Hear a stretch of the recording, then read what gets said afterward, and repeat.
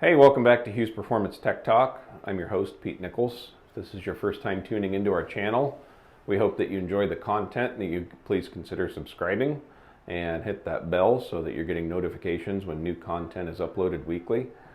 If you're returning, we appreciate your viewership and we hope that you're enjoying this series on the Powerglide transmission as we break it down for you so that you have a better understanding of how the Powerglide is constructed and how all the components work together.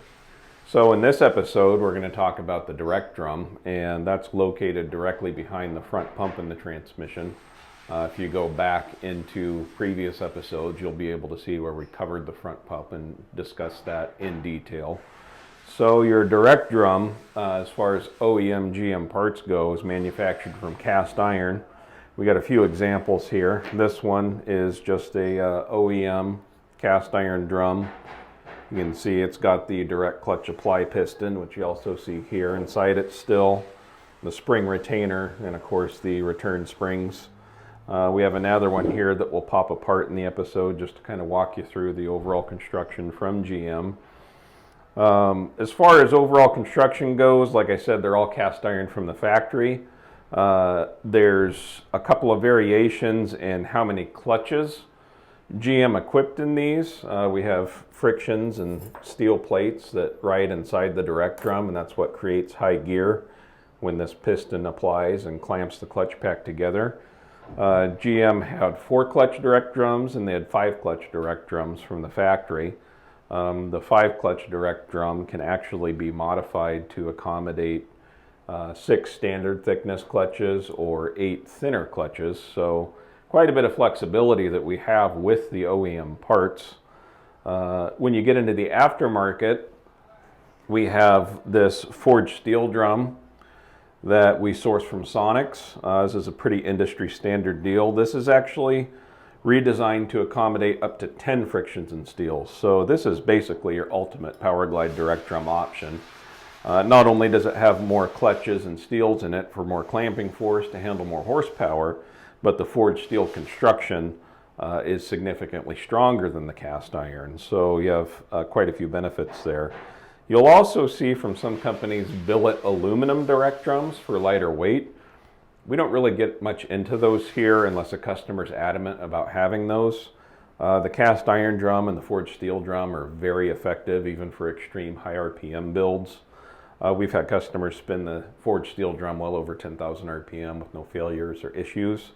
So the aluminum drum is going to wear more quickly because your band, which we're going to talk about in an upcoming episode, clamps around the outside of the drum here. And so when the band is off and high gear is on, you're going to have a little bit of wear going on between the drum and the band surface. And so that's going to, create more wear material with the aluminum drum. They just don't live quite as long. And for ultimate strength, ultimate high horsepower combinations, particularly in drag racing, monster trucks, sled pullers, that type of stuff, they're running a Powerglide. You're going to want the forged steel drum in there anyway, just for absolute maximum durability. So moving forward from that, you can see we've got 3 drums here. They're all GM cast iron. This is kind of a cool option that we offer. You can see compared to the original drum here, we have a series of holes machined and we also have grooves machined here. So for the customer wanting a lighter weight drum option without the wear issues of aluminum and higher strength, this cast iron specially lightened drum, it's a lot more durable and it's 3/4 of a pound lighter than a standard GM cast iron drum. So it's a pretty significant weight savings. We base all of these on the GM 5 clutch drum, so this one can accommodate 5, 6, or up to 8 frictions and steels. So that's an option we have available. Moving into the completely assembled drum, so you can kind of see how all these parts relate together and work. We've got this example here that will pop apart. And this is an original GM drum out of an original core. So it's dirty, oily, nasty. You can see exactly how they were built back in the 60s. So you've got a snap ring that locates in the groove of the direct drum. We'll get some close-up photos here so that you can see that better. And that retains the whole drum assembly. Once you have the snap ring out, you can remove the pressure plate and sun gear assembly. So this gear is actually integral to this. It's a press fit gear. You can see the splines that press fit into this stamped steel pressure plate. We get that out of the way, and you see that you have a wear plate here, and that just prevents premature wear and galling between the clutch hub and the pressure plate. You have this little bronze toothed bushing here. This is frequently referred to by builders as the wedding band. The correct nomenclature for it, you could call it a sun gear bushing or an input shaft support bushing. This is the clutch hub. So you can see it's splined on the outside to accept the teeth of the friction plates, and it's splined on the inside to accept the teeth on the input shaft. All your OEM Powerglide clutch hubs are manufactured from a cast iron material. Even though the cast iron drum is very durable, the cast iron clutch hub is not, and these have no place in a performance build. They can crack, they can break, and if that happens, then you end up losing high gear in the Powerglide and you're rebuilding your transmission. The only time you should really see one of these being used is if you're just doing an OEM nuts and bolts restoration and you want to reuse all the original parts and keep the car as original as possible. Otherwise, recycle these at your local metal recycling plant. They're useless for performance. That being said, the Performance Aftermarket has addressed the clutch hub strength issue, and there's a few good options here. We have on this input shaft and clutch hub assembly a forged steel clutch hub that we source from Sonics. This is a premium steel material. It's heat treated. This does fit the OEM drums. It will work with OEM style friction plates and steel plates. And this will accommodate up to 8 frictions and steels. You can see it's a little bit taller than the OEM hub. And we use this as standard equipment in all of our Powerglide builds up to about 1,500 flywheel horsepower. For the bigger horsepower stuff, where we're using the forged steel 10 clutch drum, we also have a matching hub that's even taller yet to accommodate the increased friction and steel count with the 10 clutch drum. And you can see it's also missing the lightning holes. It's a solid hub here. So we'll use this in anything that's using a 10 clutch drum, and those come automatically equipped in any of our 2,000 horsepower and up rated Powerglide transmissions, as well as our bigger input shaft XP4 and XP5 transmissions. If you prefer a 10 clutch drum and the corresponding solid hub in a lower horsepower build, we'll certainly do that for you. We also sell these components separately, and you can fit this 10 clutch drum into any Powerglide transmission without any special machine work. So there's not really necessarily any disadvantage if you want a 10 clutch drum just for the peace of mind of having it. You can certainly fit it to your own build if you're doing it yourself. The other clutch hub example we have here is a billet aluminum hub. This is kind of an old school part. It was a weight savings part back in the day. A lot of guys ran them. We don't use these anymore today because horsepower is so readily available. There's a lot heavier vehicles being raced these days, and the aluminum hub just doesn't hold up in those real high horsepower applications. So this isn't a part that we even offer anymore. I just thought I'd include it so you know what's out there. There are some companies that still offer this. The weight savings between this and one of the forged steel hubs is so minimal that I just don't recommend using an aluminum hub in any application these days. It's not worth the risk, and it's going to wear faster. It's going to put more metal debris in the transmission. It's just a higher maintenance item that isn't worth the weight savings. So that kind of covers the clutch hubs. Moving further into our drum assembly here, see we have another wear plate, and this rides between the surface of the drum and inside the clutch hub here. Again, it's just to prevent premature wear. If you're building your own Powerglide and you're missing these wear plates, they are available new from Sonics. We stock them. A variety of manufacturers and builders stock them. And even though you can see some wear on these in terms of the coating being worn off, these are perfectly acceptable to reuse even in a high horsepower builds. The only time these wear out is if you can actually physically feel witness marks and wear ridges on with your fingers. That's when it's time to replace them. But that being said, even original 1960s core parts are rarely ever worn out on these. So reusing these as well as the wedding bands, generally not an issue. So we have the wear plates out. We can go ahead and remove the clutch pack. And you can see this is a 4-clutch pack. We have steel plate, friction, steel friction, so on and so forth. And just OEM brown GM friction linings coming out of the core. And then inside you have your clutch apply piston, which rides like that. The springs ride on the locators here. And then this spring plate keeps the springs retained to the piston via a snap ring that rides inside here. The final component of your direct drum is the bushing. This rides on the back side of the pump stator, and you can see the bushing inside here. It's just a simple press fit bushing. We actually use a wider bushing in all of our builds that also features a unique coating. This coating reduces friction between the direct drum and the pump stator. It has higher lubricity properties than an untreated bushing does. And because it's physically wider, it offers more support for the direct drum on the pump stator. Inside our tip, this is actually a 4L60E front pump bushing. It's a direct fit into the Powerglide drum, no machining, nothing weird. It presses right in place. The ID ends up perfect.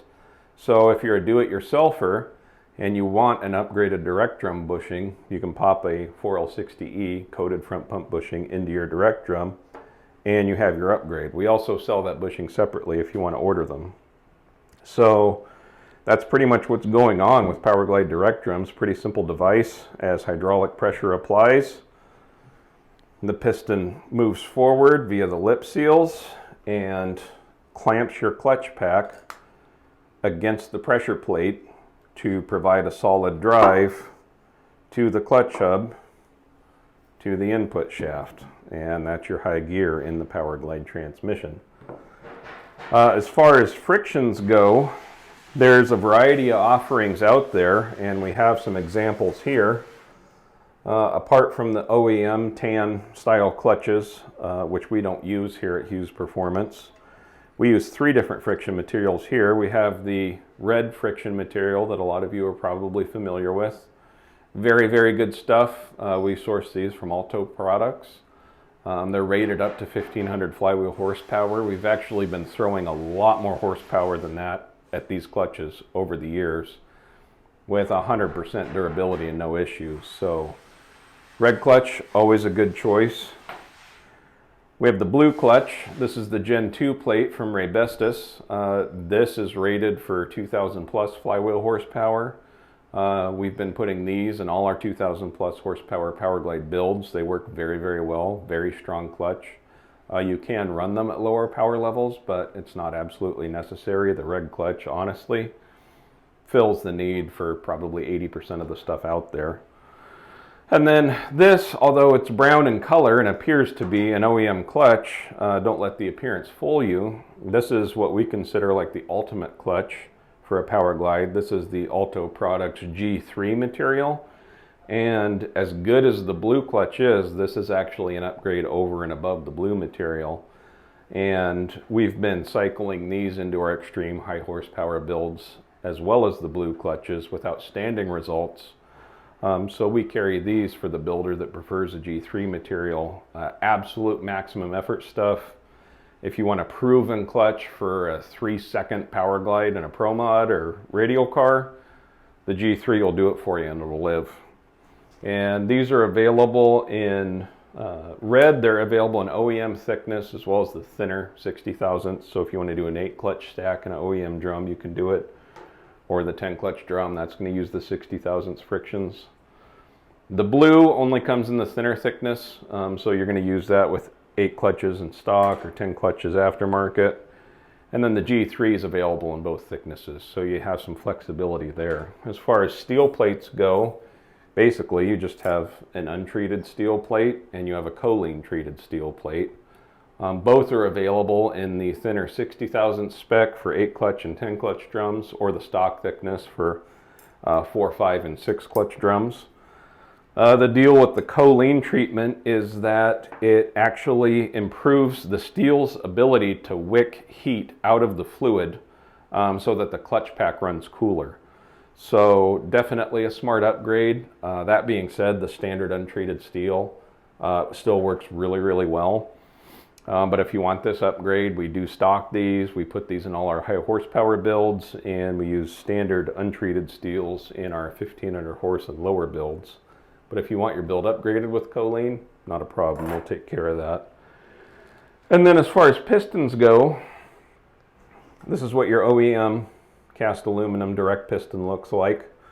When you're trying to fit additional clutches into the OEM drum, you're actually going to end up machining this piston down to create more clearance between the piston and the pressure plate inside the drum, so you can physically stack more frictions and steels. And then this is an aftermarket forged aluminum piston that we source from Sonics.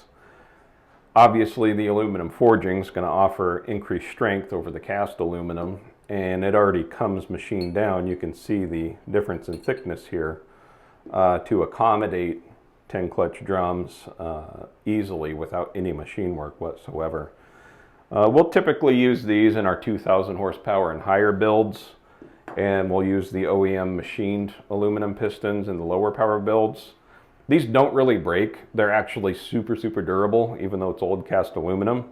They're very reliable. There's not a lot going on with this, so for the do-it-yourselfers out there, reusing your OEM aluminum piston, nothing wrong with that whatsoever.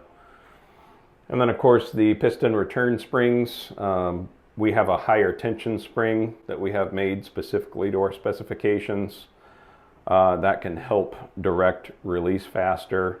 And also when you're dealing with springs and you have 60 or springs from the 1960s with an unknown amount of duty cycles on them, the springs can wear out, and that can cause some problems with how the clutch pack applies. So we do have our own springs made for the direct clutch pack if those are needed. And then finally, aftermarket steel retainer compared to the OEM. This is just a little bit thicker steel. It's obviously new, and it has a little bit better heat treat than the OEM piece does. That being said, the OEM piece, perfectly fine to reuse. It's very durable, but if you lose one or you just want an upgrade for peace of mind, this is another part that's available from Sonics that we keep in stock, and we use quite a few of them in our builds. And then we just have an input shaft and hub and wedding band and gear set up here just so you can kind of see the relationship of components. So your input shaft is obviously going to pass through the middle of the direct drum. You have this wedding band here that offers support between the input shaft and the sun gear, so that rides inside there and offers support for the input shaft that splines in accordingly. And kind of what this looks like when it's actually in the transmission. You have your hub like so, you have the wedding band, and then you have your input gear from your planetary gear set. And that just is to give you an easy visual to kind of show you the relationship of components and how everything fits inside here. We're going to get into planetary gear sets and discuss those in depth in another episode, but we just wanted to stay focused on the direct drum and the clutch pack and relationship of these components for this episode. So that pretty much wraps it up for the direct drum and the Powerglide. If you have any questions, comments, definitely comment below. We'll be online interacting with your questions. We love answering them. If you enjoyed this video, like it and share it with your friends and family. Please consider subscribing. You can find us on Facebook and Instagram, where we're daily uploading fresh content, and our goal is to continue uploading weekly content here on our YouTube channel. So we appreciate you tuning in, and we look forward to talking with you next week. Thank you.